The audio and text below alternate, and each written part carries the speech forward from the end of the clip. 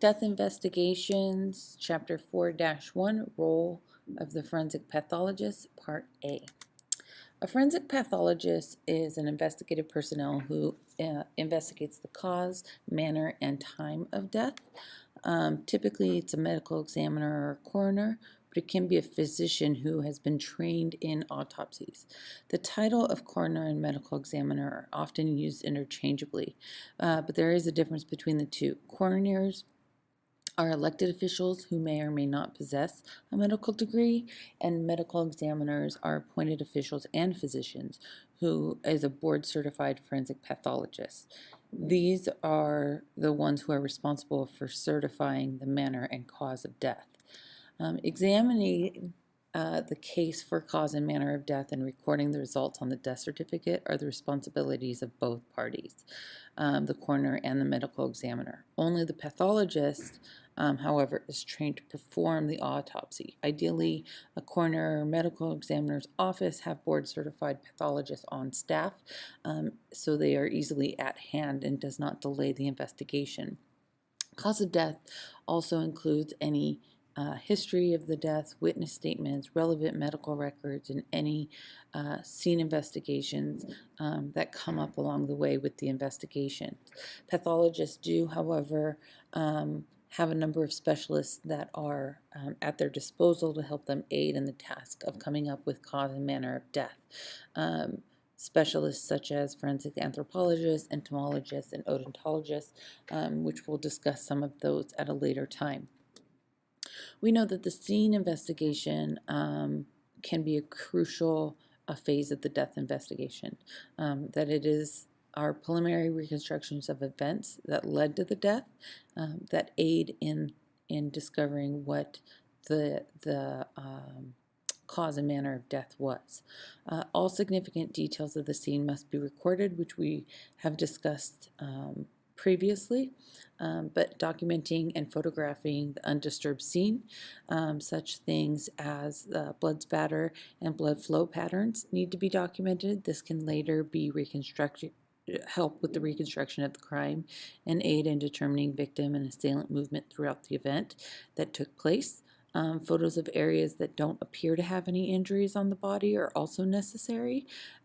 Injuries may or may not appear later as the body starts to move into rigor mortis, which we will talk about again at a later time. Any tire marks or shoe prints must be documented. Fingerprints must be processed and collected. And then, of course, weapons, fired bullets, any casings are all collected and documented. Collecting relevant physical evidence is also key when we are talking about a firearm death. Before the body is moved or the clothes are removed from the body, documenting blood spatter helps with the directionality and the trace evidence on the hands and what had occurred. And then paper bags are typically placed over the hands and secured around the wrists to prevent any additional evidence, loss of any additional evidence that may happen. And then there needs to be an attempt to determine the time of death, and determine where there were any pre-mortem locations of the body, meaning before death, and whether there was any post-mortem movement after death. And this can be done by observations of the body at the scene, such as looking for bruises along the upper lip that can indicate smothering. Black eye limited just to the eyelid can indicate that there's an injury from inside of the head. Bleeding from the ears implies a skull fracture. So there are observations that can be done to help with the timing of the death before the body is even moved. With the scene investigation, the initial phase is going to focus on determining the identity of the deceased, often referred to as the decedent. It may be very simple to identify who it is, but there are complications that arise, such as decomposition or extensive trauma, and this can complicate the identification process. And so with more sophisticated technology is needed to identify the individual. Fingerprinting, DNA analysis, dental examination, facial reconstruction. So determining on what occurred, if it occurred weeks, months, years previously, or if there was extensive trauma such as a bombing or whatnot, excessive beating, can all complicate the identification process. But once the body is moved, it is then moved to the coroner or the medical examiner's office where the autopsy takes place. And the autopsy is an examination of the body after death, or what's known as a post-mortem examination. And there are two types: clinical or hospital autopsy, and then the forensic or the legal autopsy. The clinical or the hospital autopsy focuses on internal organ findings, medical conditions. So the purpose is to confirm the clinical diagnosis, the presence or the extent of the disease, any medical conditions that may have been overlooked. But it's basically, a natural, quote unquote, natural death that these autopsies are formed. When we talk about a forensic or a medical legal autopsy, we're talking about some sort of murder investigation. And so it focuses on determining the cause of death and confirming the manner of death, which will be then used in the criminal proceedings later. It emphasizes both external and internal findings, and it which both help to develop a meaningful correlation between the sustained injuries and the crime that occurred. Documenting and photographing are an absolute must in a forensic autopsy. The following needs to be documented,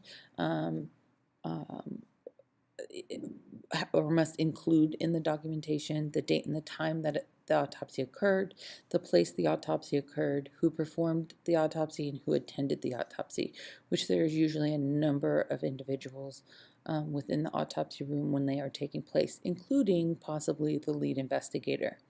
The following must be included within the photographs: injuries complete with scale, and then descriptions of each photo's location, because this should correlate the external wounds with the internal damage. The first step of an external examination includes a broad overview of the conditions of the body and the clothes. Okay, so any obvious damage to the clothes, obvious damage to the body. General characteristics are noted: sex, height, weight, approximate age, color of hair, physical conditions, any presence of tattoos or scars, any puncture or track marks, any medical changes may be noted or described and photographed.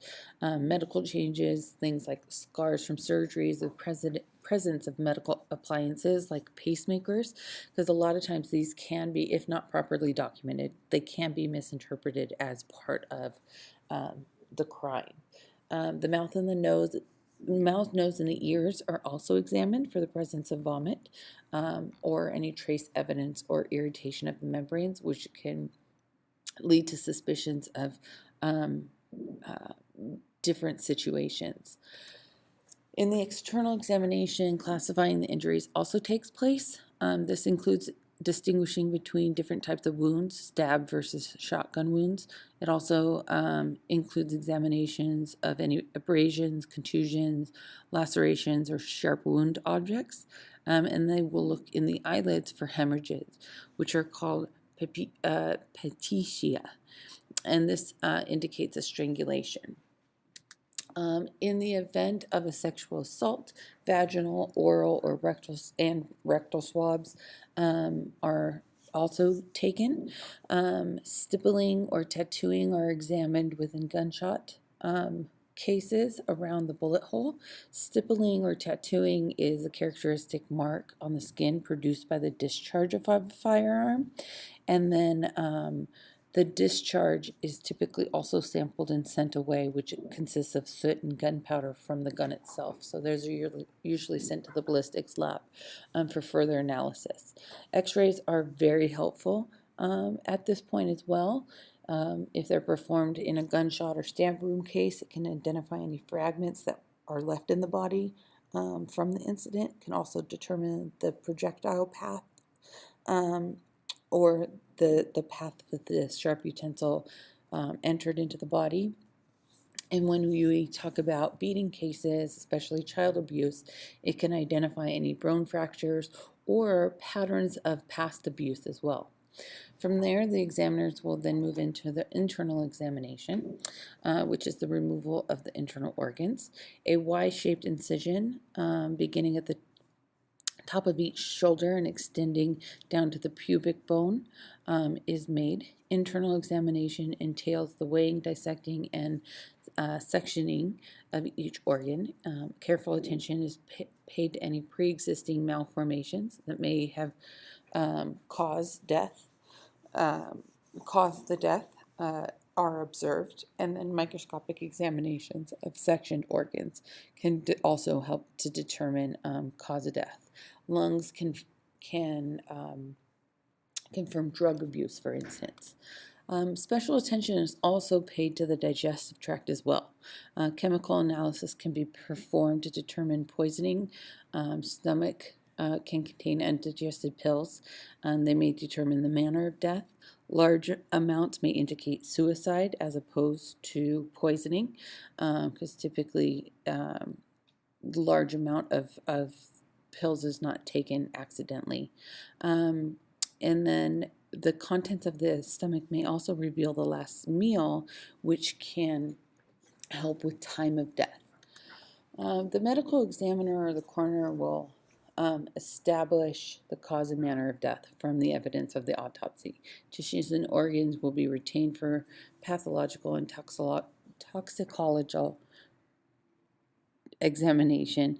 Arrangements at this time are also being made between the investigator and the examiner to secure a variety of other evidence that could be used or sent to different forensic laboratories.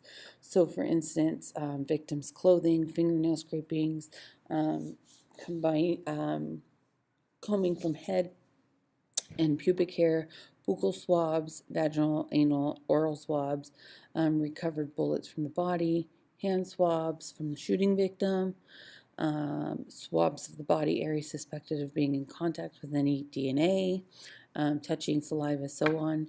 Hand stubs or swabs from gun residue analysis are all things that can be secured during the autopsy and sent to other forensic laboratories. Toxicology is also a big role in the autopsy process.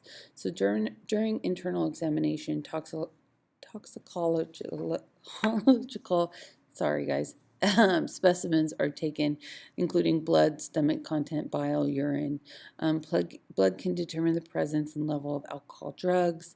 Ideally, the blood is taken from the inferior vena cava, but some drugs have or do what's called a redistribute or re-entering blood after death, and this can complicate the interpretation of post-mortem blood levels of the drug. So blood needs to be taken from the superior vena cava, just due to the different path that the blood takes, and which it's more likely to re-enter into the system. However, in drug-induced tests, drug levels may not always provide evidence as to the cause of death. But general testing for poisons is typically not routine. But if poisoning is suspected, specific tests may be performed. So things like cherry red discoloration may lead to suspicion of carbon monoxide, so they'll test for that. Pinkish discoloration leads to suspicion of cyanide poisoning, so they may test for that. Any sort of corrosion around the lips leads to suspicion of ingestion of acid or alkaline substances, so they'll test for those. But typically it is not a routine to test for these poisons. This ends lecture 4-1 part A. There will be a quiz next class.